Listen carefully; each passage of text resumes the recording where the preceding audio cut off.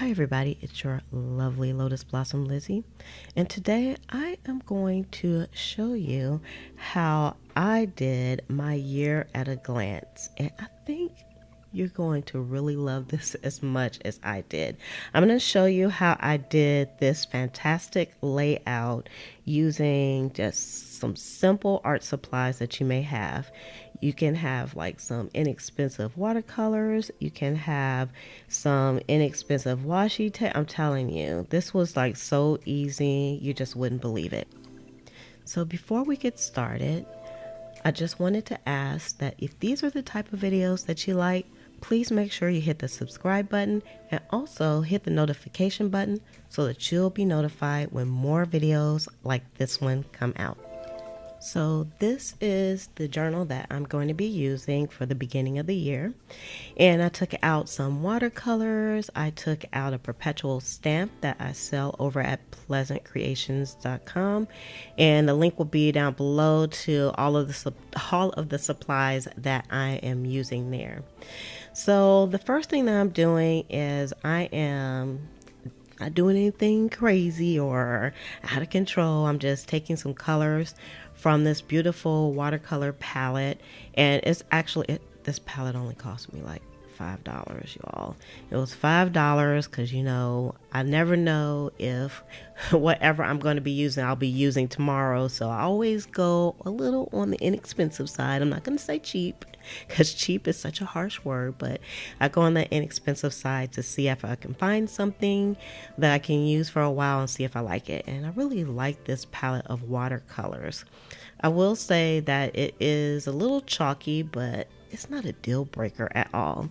So what I'm doing is I'm just kind of willy-nilly going over this blank piece of paper, and it's just a regular piece of paper.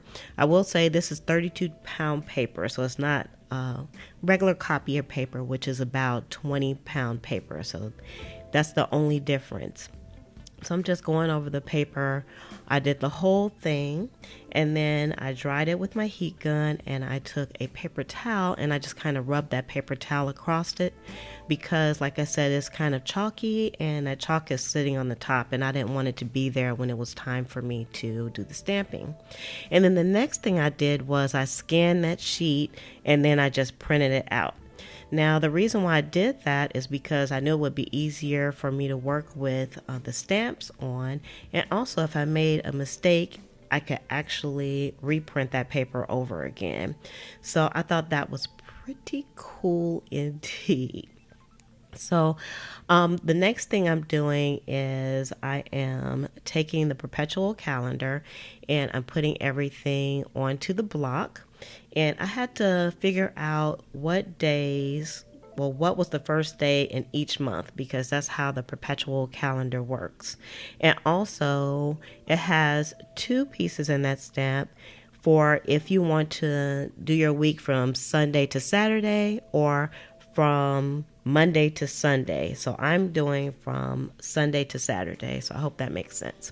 And also the monthly block piece that I'm using is actually from a recollection stamp. So if I can find it, I'm going to put a link down below. And that doesn't come with the perpetual calendar. So I know that was a lot of information in there. So I had to look on my telephone because, as you can see, I quickly made a mistake, but I knew that I made the mistake pretty fast.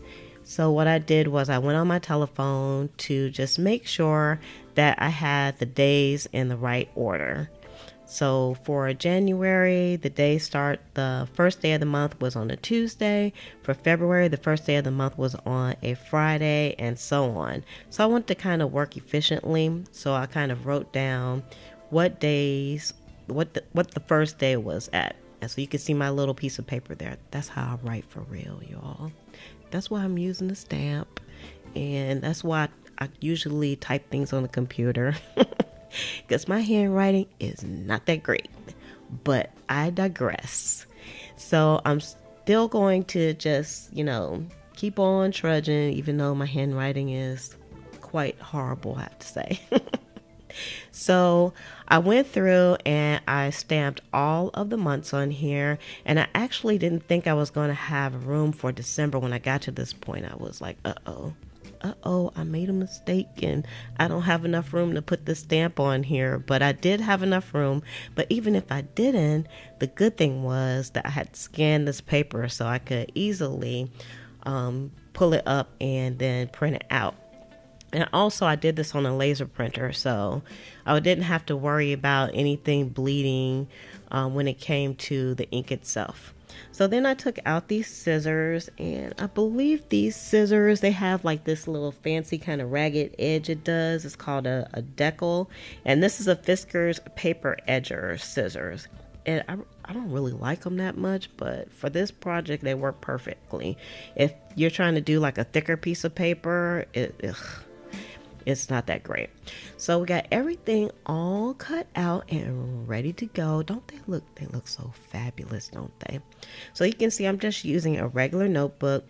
And I thought about going out and buying, one of the fancy dot grid notebooks out there to do some bullet journaling in.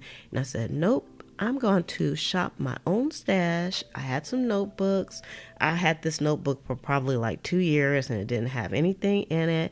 So I said, this is it. I'm going to go ahead and use what I have instead of going out and buying things. Because, you know how us crafters are. We always have that inclination to just go out and buy things. So now I'm using some tape, and I was thinking this was repositionable tape when I first did this, but it isn't. It's just regular tape.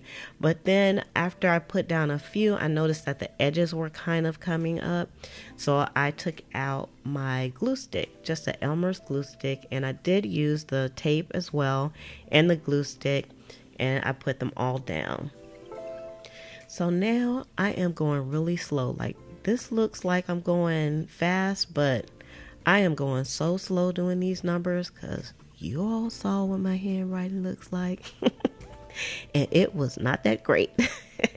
But this was good enough. So, I have come to terms with my handwriting and I'm trying to do better. I'm trying.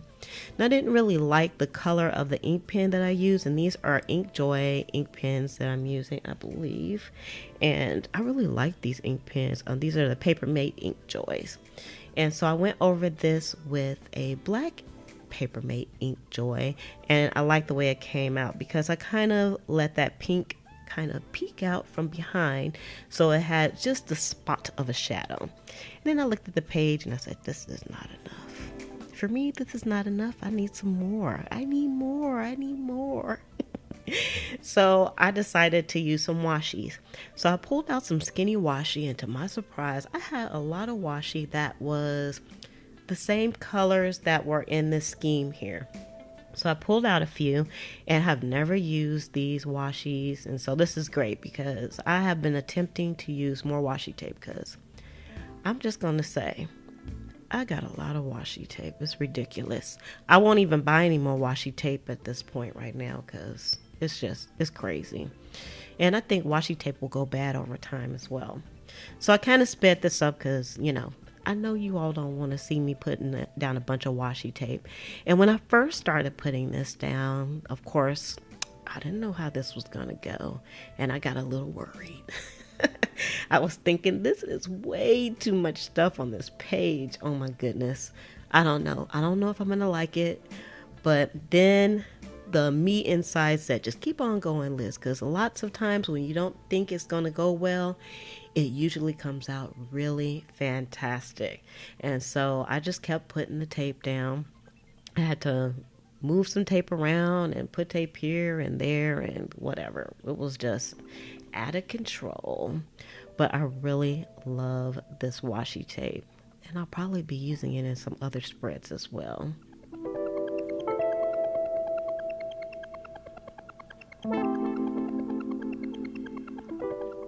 I would love to know what you all think. You can see at this point already, it looks like I actually painted on the paper, and I didn't. Now, another thing you're going to discover when you're using the perpetual calendar stamp is that all of the stamps for the days, for the actual dates, they end in 31. And that's because you never know which month is going to end in 31 days. So they all end in 31 days. So what I did was I just kind of creatively covered the dates that I didn't need up. So like for February, since February didn't go to February 31st, it only went to the 28th this month. I covered it up with some hearts because, you know, hearts are appropriate. And then in April, I covered the 31 up with a flower. In June, I covered the 31 up with a water can. I made like a itty bitty water can. And then in August, I was like, I don't know what I'm going to do. I covered it up with a square and put a little arrow to nowhere.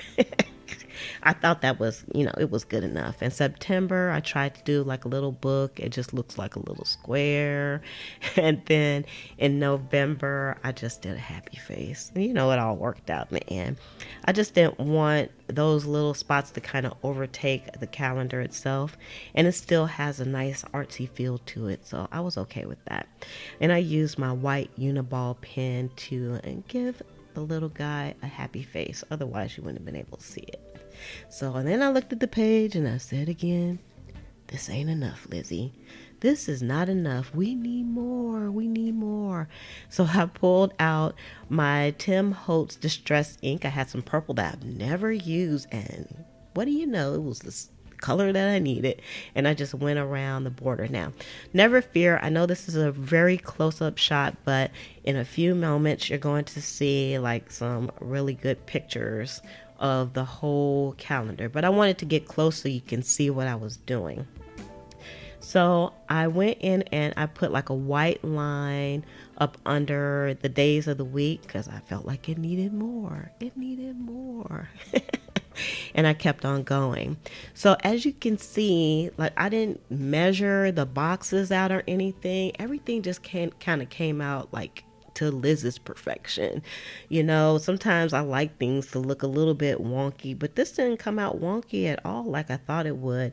And I love how the edges are kind of tattered and it looks kind of like a patchwork. And I like it. I love the way this layout came out because this is like just me. It is so me and I love it. So I'd love to know if you are bullet journaling or if you're doing like a month at a glance, and you can copy this if you like.